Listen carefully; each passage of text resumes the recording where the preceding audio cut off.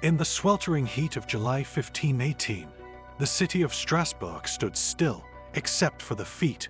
They beat against cobblestones in a relentless rhythm, pounding like war drums through alleyways and into homes. No music played. No festival had been called, but hundreds danced. It began with a single woman, Frau Trophy. No one could have predicted what would unfold from her strange, solitary movements, how her twitching limbs and spinning steps would spiral into a city-wide epidemic of compulsive, agonizing dance. By the time the dust settled, the event would baffle physicians, clergy, and historians for centuries. A woman possessed. On or around July 14, 1518, Frau Trophy stepped into the narrow lanes of Strasbourg and began to dance. At first, her motions may have seemed harmless, even whimsical. People often dance for spiritual or social reasons, but Frau Trophy didn't stop. Not after an hour, not after the sunset, not the next morning. For days, she moved with wild energy, her feet blistering, her dress soaked in sweat, her face twisted in distress. Some accounts say she collapsed from exhaustion only to rise again, her limbs continuing their dreadful choreography as if marionetted by an unseen force. Onlookers grew uneasy. This wasn't festivity. It was a curse.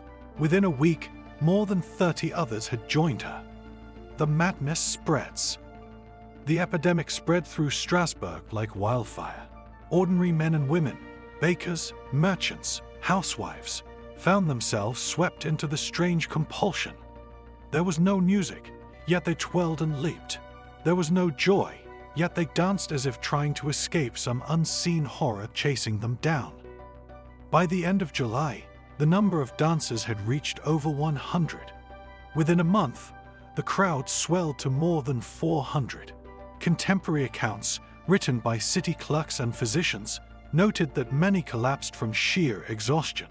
Some reportedly danced themselves to death, dying of strokes, heart attacks, or dehydration, their bodies giving up even as their feet kept moving. Witnesses described dancers with wild eyes, some crying, others screaming, as their limbs jerked and twitched uncontrollably. The city square echoed with the sound of leather soles slapping against stone, a grotesque rhythm with no melody. The city's response, a dangerous cure. Strasbourg's leaders were flummoxed. The city council convened hastily, calling upon physicians, scholars, and clergy for answers. Was it a demonic possession? A curse? A plague of the soul? The medical consensus of the time blamed hot blood, an imbalance of bodily humors thought to cause overheating and overstimulation of the brain. The prescription: let the dancers dance it out. City authorities cleared open spaces and even built a stage in the center of town. Musicians were hired to accompany the dancers. Professional dancers were brought in, meant to guide the afflicted through the motions. The authorities believed that encouraging the dancing would bring it to a quicker end. But they were wrong. The music only intensified the frenzy. The square became a grim parody of a festival, more akin to a death march than a celebration. Why did they dance? To understand the terror of Strasbourg in 1518, we must step into the emotional world of its people. This was a time of immense hardship. The region had been battered by famine. Disease ran rampant. The Black Death had left cultural scars still visible generations later.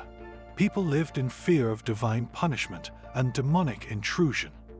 The church preached sin, penance, and hellfire. Life was short, brutal, and often inexplicable.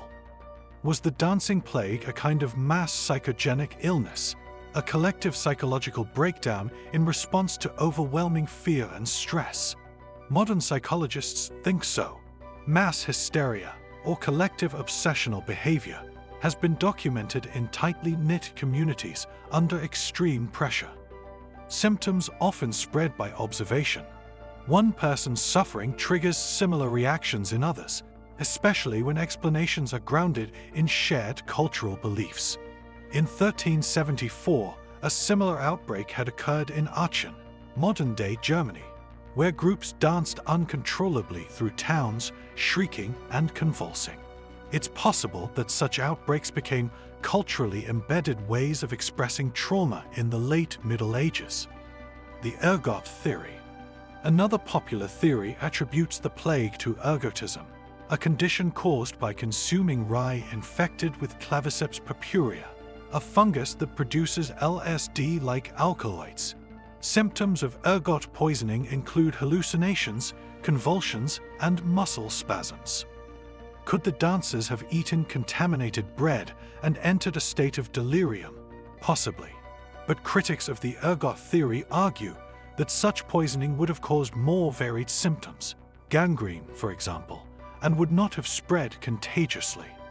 Additionally, it's unlikely that ergot poisoning alone would have lasted for weeks in such a concentrated, organized fashion.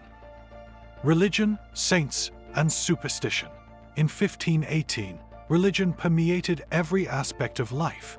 Saints were not only venerated, they were feared and invoked to protect against disease and misfortune. Among these was Saint Vitus, the patron saint of epileptics and dancers. In fact, similar outbreaks across Europe had often been called Saint Vitus's dance. People believed that those afflicted had somehow angered the saint or been possessed by his spirit. Some thought the only cure was to be taken to a shrine and offer prayers and alms. Eventually, the Strasbourg City Council reversed its earlier policy and ordered an end to the public dancing. The afflicted were gathered and taken away, some to the shrine of Saint Vitus in the Vosges Mountains. There, they underwent rituals of healing and spiritual cleansing. And just as suddenly as it began, the plague ended. A ghost of the past. The dancing plague of 1518 vanished from Strasbourg's streets, leaving behind no clear cause, no single explanation. The records grew quiet, but the memory remained. Even today, historians, neurologists, and psychologists continue to debate the event. Was it the result of trauma, fungus, religion, or mass psychosis? What is certain is that for one terrifying summer, the people of Strasbourg became prisoners of their own bodies. Theirs was not a joyful dance, but a desperate one, a cursed waltz that no one could stop. Echoes through time. Though it may sound like a medieval anomaly, episodes of mass hysteria are not relegated to history. In the 1960s, a laughing epidemic spread through a Tanzanian school. In the 1980s and 1990s, fainting spells and mystery illnesses rippled through factories and schools in various countries.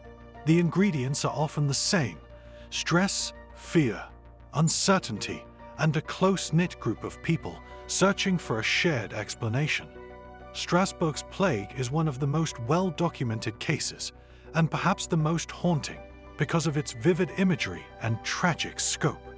But it is not an isolated phenomenon. It raises timeless questions. How does the human mind cope with unbearable pressure? How does belief shape our physical reality? And what happens when the line between mind and body shatters? Walking where they danced. Today, Strasbourg is a picturesque city, a blend of French and German architecture, winding canals, and bustling markets. Tourists stroll through its old quarter, taking in the views of the Grand Cathedral and sampling local wines. But if you wander off the tourist path and find yourself alone in one of its quieter corners, you might pause and listen. The air still holds stories. The stones beneath your feet once bore the weight of desperate dancers. And though 5 centuries have passed, their echo sometimes feels just one step behind. If this story gave you chills or made you see history in a whole new light, don't forget to like, subscribe, and hit that notification bell so you never miss another strange and gripping tale from the forgotten corners of the past. Have a theory about the dancing plague? Think it was mass hysteria, divine punishment, or something else entirely? Drop your thoughts in the comments. We'd love to hear your take. Until next time, stay curious and maybe keep an eye on your feet. You never know when history might repeat itself.